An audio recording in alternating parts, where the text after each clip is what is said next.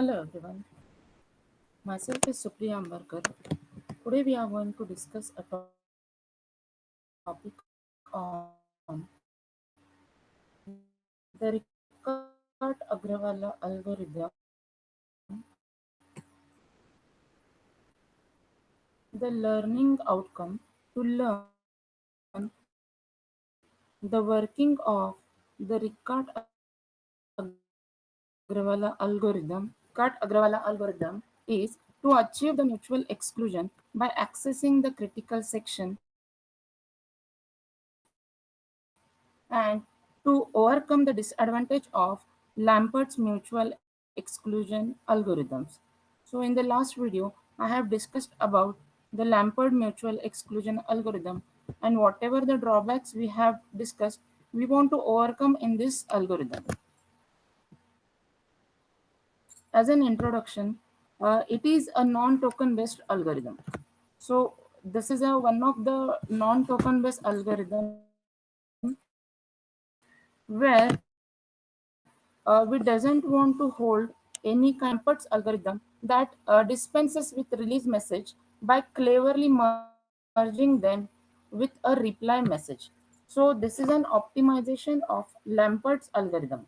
So we can here a release should be dispenses. So merging them with a reply message, we are able to supposed to continue. The Rickard Agrawala algorithm has been divided into the three sections, like a requesting the critical section, executing the critical section, and again the releasing the critical section. But there is an merging with that reply messages. Then we will discuss in terms of algorithm in details. In terms of the first, how to request the critical section. When a site SI wants to enter the critical section, it sends a timestamped request. He has to send the timestamped request message to all the sites in its request set. And when another site, that is SJ, receives a request message from site SI, it sends a reply message to site SI. If site SJ is neither requesting nor executing the critical section, or if site SI is earlier than the SI is just own request timestamp, then the request is deferred. Otherwise, it will be continued. So here we want to discuss the data structure deferred queue, which we want to maintain the how the request has been arrived, how to handle that request, and how to maintain the further new request with that particular algorithm. So this is all about the requesting the critical section. Now we will discuss the executing the critical section. The site SI enters the critical section after it has received the reply messages from all the concerned sites in its request set. So that request set of a queue should be having all replies from the concern, whatever the nodes concern, whatever the sites which is allocated on that particular program. So this is the executing the critical section. We want to go ahead with the execution.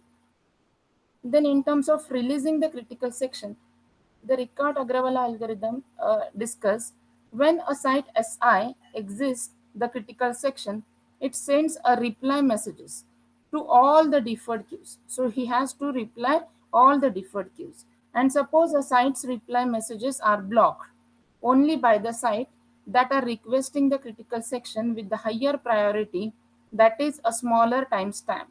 Then when a site send out the reply message to all the deferred requests, the site with the next highest priority request, which receives the last needed reply message, and he has to enter into the critical section. So the execution of the critical section request in this algorithm is always in the order of their timestamps.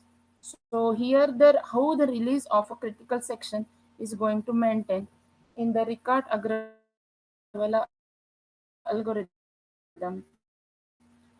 We are able to suppose to while discussing with the Rickard Agrawala algorithm. Suppose there are the three sites S1, S2, and S3, and at the first time S2 want to make a request to concern sites of S1 and S3, and after some interval of time S1 want to make a request to S2 and S3. So sites S1 and S2 both are making a request for a particular critical section to enter into the highest priority number. So here in this first diagram, we are able to suppose to see the timestamp with a particular site. So we will see the next diagram, diagram 2. Uh, Here the site S2 enters the critical section. How exactly the S2 has got a chance to enter into the critical section? See, here is the timestamp which has been maintained in this particular diagram. So 2 is a particular site of that particular number and the timestamp. So who is having the timestamp according to that lowest timestamp, he has got the replies. So according to this, the S2 has got a replies from both the queues, both the sites, from S1 as well as from S2. So S1 he has got the request okay, S3 has got he has a request from okay, and S2 has a chance to enter into the critical section. So this diagram is there to enter into the critical section. Now the third diagram, site S2. S2 exists the critical section. S2 is existing the critical section, and it sends a release message to the concern requested deferred queue requested in terms of S1. So here in this diagram, they have got a reply. Then S2 exists here in terms of a critical section, and after that he has to made the release message to the particular concern S1 side, because S1 is in the critical section in terms of a deferred queue request. So in this the last diagram, the last chance is there in terms of S1.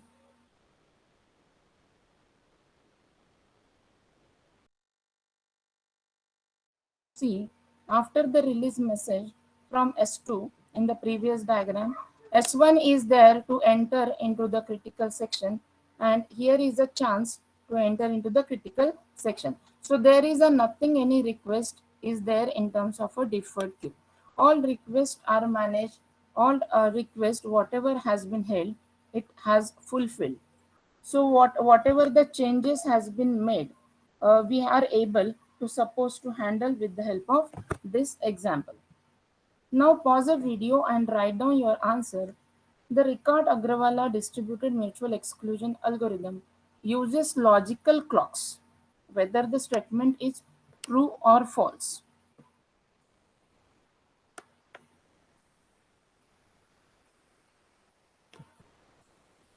This statement is true.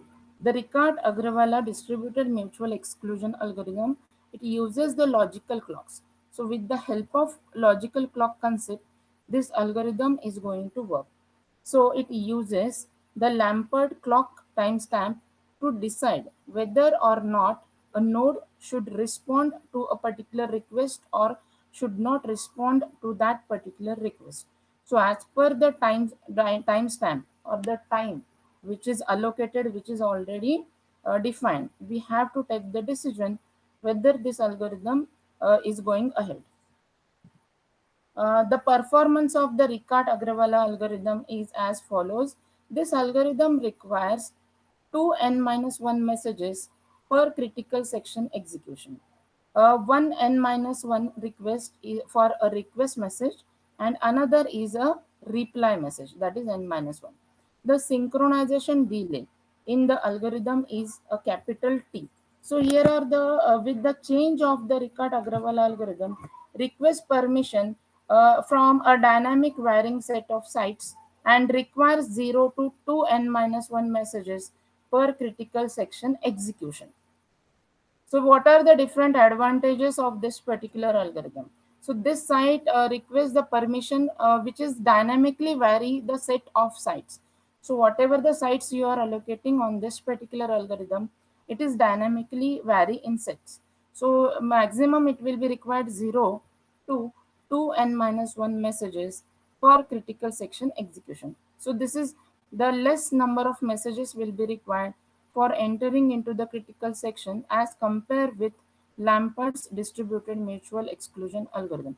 So this is an some kind of a drawback which we are able to suppose to overcome with the help of Ricart-Agrawala algorithm.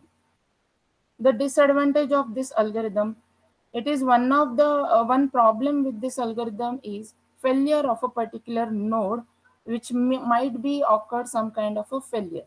In such a situation, a process may starve forever, and this problem can be solved by detecting a failure of nodes after some timeouts. So we are able to suppose to detect the failure.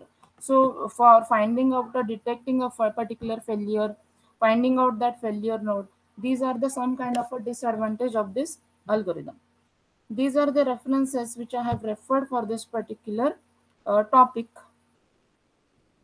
Thank you one and all. Thank you.